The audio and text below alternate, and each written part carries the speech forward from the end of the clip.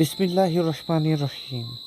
প্রিয় দর্শকবৃন্দ, আসসালামু আলাইকুম ওয়া রাহমাতুল্লাহ। আজ আপনাদের সঙ্গে শেয়ার করব একটি বিশেষ দোয়া, যেটি পাঠ করলেই আল্লাহ তাআলা বান্দাকে 40,000 নেকি দান করেন।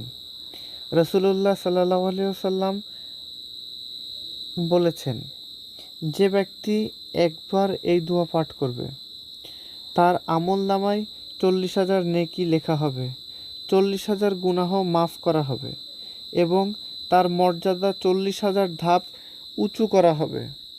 উচ্চারণ: সুবহানাল্লাহি ওয়া বিহামদিহি, সুবহানাল্লাহিল আজিম, আস্তাগফিরুল্লাহ ওয়া আতুবু ইলাইহি। অর্থ: আমি আল্লাহর প্রশংসায় পবিত্র ঘোষণা করছি, মহান আল্লাহর সর্বশক্তিমান। আমি আল্লাহর কাছে ক্ষমা চাইছি এবং তারই দিকে প্রত্যাবর্তন করছি।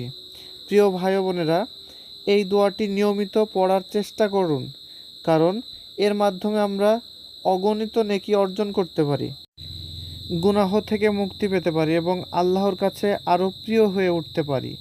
আসুন আমরা সবাই এই দোয়াটি নিজেদের জীবনে আমল করার চেষ্টা করি।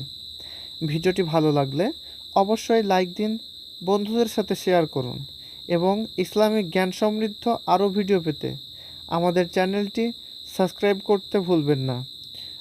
আসসালামু আলাইকুম ওয়া রাহমাতুল্লাহ।